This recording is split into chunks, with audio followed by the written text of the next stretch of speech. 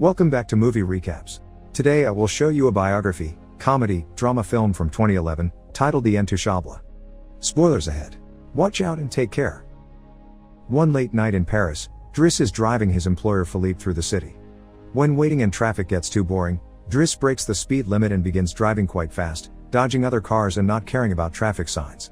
This causes the police to go after him, and Driss bets €100 that he can lose them, but after driving under a bridge, the cops catch up by ambushing them from both sides. Driss doesn't look too worried though, and this time, he bets €200 that he can get them an escort. The cops make him leave the car and he starts acting then, behaving offendedly and telling them Philippe can't move and he was taking him to the hospital. The officers find proof of this when they find the wheelchair in the truck and, when approaching Philippe, they see him convulsing, which is also an act. Seeing as it's an emergency, the cops forgive Driss for breaking the speed limit and offer themselves as escorts on his way to the hospital. To celebrate winning the bet, Driss plays September by Earth, Wind and Fire, and when they arrive at their destination, he shares a smoke with Philippe as soon as the cops are gone. Driss promises he'll handle it and drives them away just before the hospital staff could find them. This friendship began many months ago.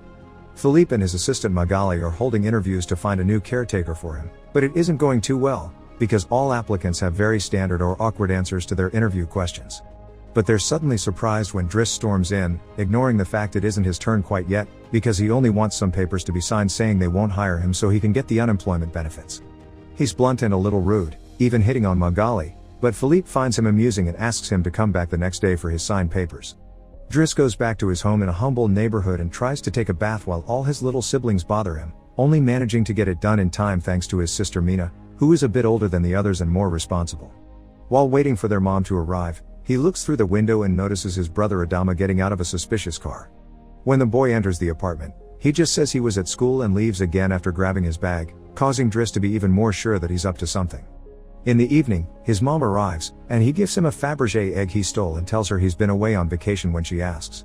She isn't happy to see him though, because he disappeared for 6 months and never called, and now he's shown up out of nowhere as if her home was a hotel. As she's absolutely done with all his lies and she has other children she has to take care of, she kicks him out and tells him not to come back. Driss spends the night having a smoke and some snacks with some neighborhood friends. The next day, Driss goes back to Philippe's house for his papers, and he's received by the housekeeper Yvonne, who shows him around the place and tells him about Philippe's daily routine. She also shows him the room he would get for himself with his very own bathroom. Driss can't help staring at the bathtub before he's dragged to see Philippe, who offers the signed sheet of paper but also a job opportunity. Driss accepts the 1-month trial, and Philippe tells him he bets he won't last 2 weeks. After bringing his things to his room, Driss is taught how to take care of Philippe. He must learn how to keep his legs stimulated, how to put him in the wheelchair, how to help him shower and change his clothes. Things get awkward when Driss discovers he must put on him some high stockings and even clean his butt after Philippe uses the bathroom, but no matter how much he complains and says he won't do those chores, he ends up accepting them as part of his job. Later in the evening, while he's enjoying a snack on the roof, he's interrupted by Philippe's daughter Elisa and her boyfriend Bastien, who are looking for a private place to make out, and he kicks them both out after refusing to share his beer. Driss quickly gets used to the daily routine with Philippe, even if at first he does make some mistakes he learns from, like handing the phone to Philippe instead of putting it on his ear or forgetting the baby monitor while having a bath. He also learns to organize his mail in different folders, most of the letters he opens for Philippe, but there's a series of private ones he isn't allowed to look at. When he finds a flyer promoting female escorts, he decides to start a file just for those instead of throwing them in the trash as Philippe says. It's not all work in this new life though. Driss still makes sure to have a good time, he keeps trying to hit on Magali to no avail, and sometimes calls escorts to join him in bed. One morning, after Yvonne comes to his room to scold him for being late, she finds some dangerous weapons in his bag, but she doesn't comment on them yet. Driss' work today is to drive Philippe around, but he refuses to put him in the back of a van as if he was cargo, so instead, he takes him on one of the fancy cars that don't see much use. Philippe, who first thinks this isn't suitable and says they should be pragmatic, is soon getting excited at the idea of a faster, less boring ride, although Yvonne still disapproves. When they try to leave the building, there's a neighbor parked at their entrance, ignoring the sign on the door that says it's forbidden.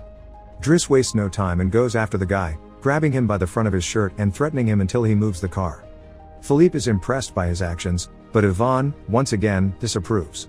The pair goes to a museum, where Philippe is planning to buy a piece of artwork that Driss considers not worth the money because it's just a red blotch on the canvas. Afterward, Philippe meets with a relative of his, who tells him everyone is worried about Driss since he can be violent.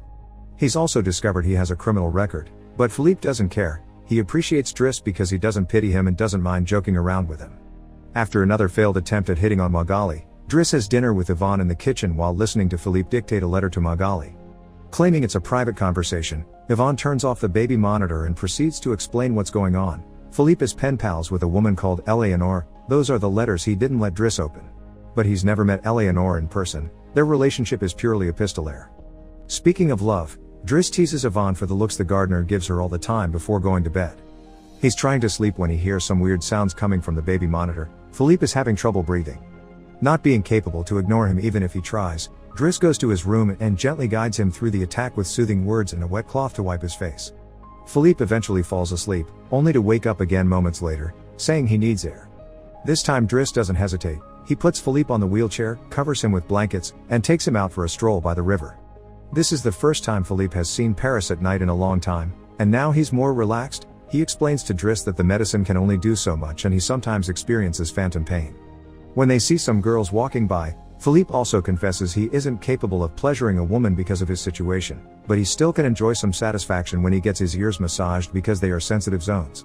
When the phantom pain threatens to appear again, Driss shares one of his joints with Philippe, who is skeptical at first but ends up loving it. Afterward, they go to a restaurant, where they joke around while sharing a meal, and Philippe decides to share more of his story. He met his wife when they were students, and shortly after they got married, she had 5 miscarriages and was diagnosed with an incurable, terminal illness. That's when they adopted Elisa. Philippe has always loved competitions, extreme sports, and speed, and a paraglider gave him that. It was during a paragliding session that bad weather caused him to crash and break his vertebrae, although he still thinks his real handicap isn't the chair but living without his wife. After joking around some more, Philippe remembers the date and realizes Driss has passed his 1-month trial, so he's now officially hired. But he needs to start by bringing back the Fabergé egg he stole because it was a gift from his wife. She would give him one every year, and he has exactly 25, matching their time together. The next day, Driss goes to talk to Mina when she's leaving school, who is a bit offended because he hasn't been answering her messages except to ask her to look for the egg. She also tells him about some cops that have been calling their home. Afterward, he visits Adama, who confesses he was found with 30 grams on him. Driss wants to take him to lunch, but Adama refuses and instead gets in the same suspicious car from before. Later on, Driss is allowed to be present while Philippe dictates his letter for Eleanor to Magali.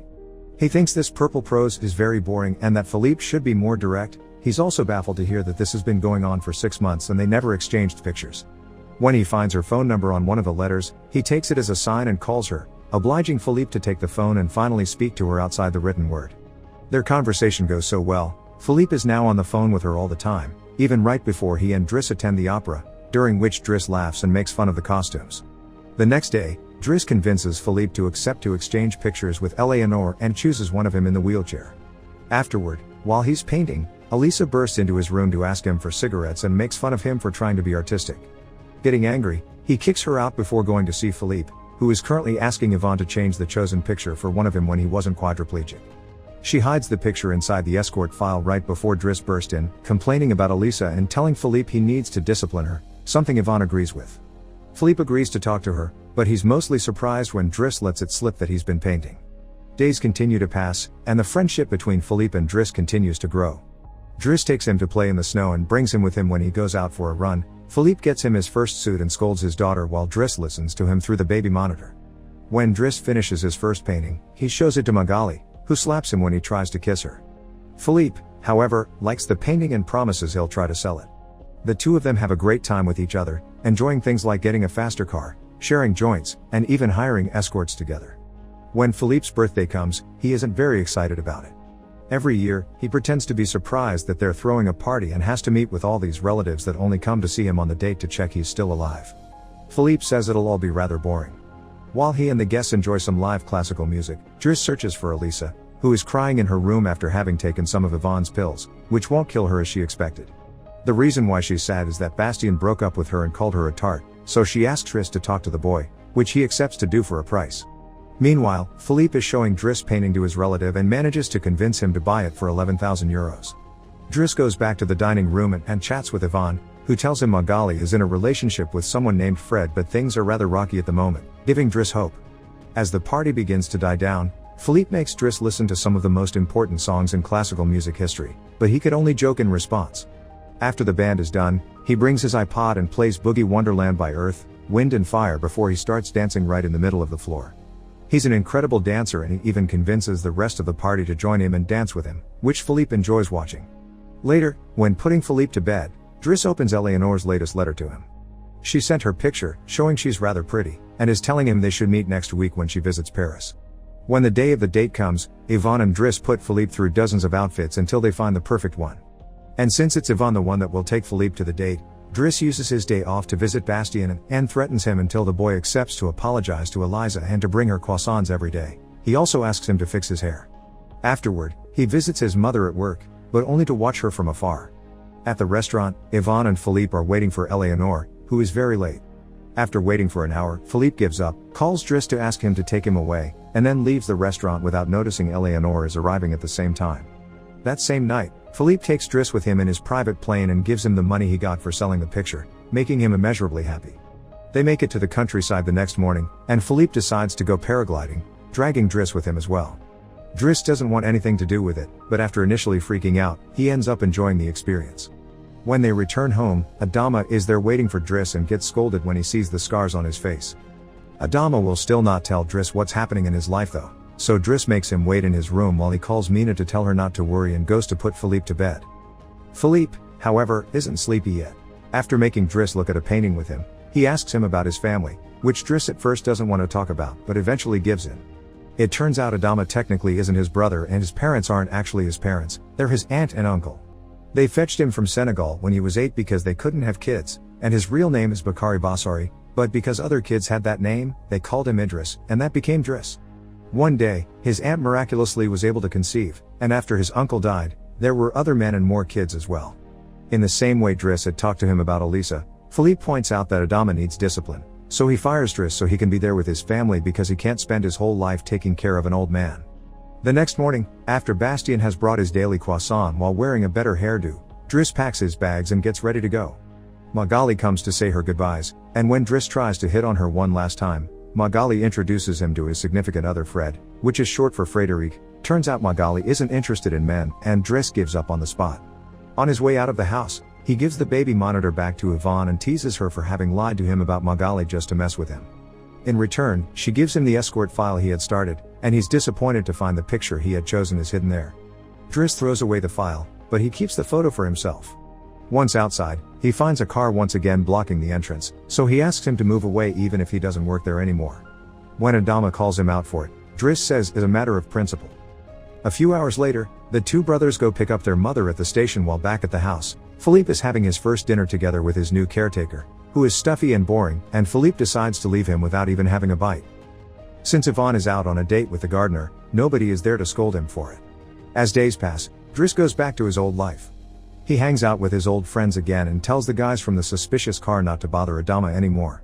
When he goes to an interview he doesn't have enough experience for, he manages to win over the employer by calling himself pragmatic and using all the art knowledge he acquired while working for Philippe. This lands him a job as a driver. Philippe continues to dislike his new caretaker and is in a constant bad mood. One night, he refuses anyone in the house to help him with his phantom pain, so Yvonne calls Driss and asks him to come over. That's how they find themselves in the situation from the beginning, with the cops chasing after them first and escorting them to the hospital later. After that little adventure, Driss drives Philippe to the coast, and the sight of the sea helps Philippe calm down. Sometime later, Driss takes care of Philippe's overgrown beard before taking him to a restaurant for lunch, but he doesn't stay, because someone else will be making Philippe company today. Driss wishes him luck and finally gives him back his egg before leaving, and Philippe starts worrying about being alone until he sees who his date is, Eleanor, who is delighted to see him and doesn't mind the chair at all. The real Count Philippe Pozzo di Borgo now lives in Morocco. He has remarried and has 2 daughters. The real Driss, actually called Abdel Yasmin Selou, has his own firm and is also married with 3 children. The 2 men continue to be very close friends to this day. Make sure to subscribe and turn on notifications so you can watch more videos like this. Thanks for watching.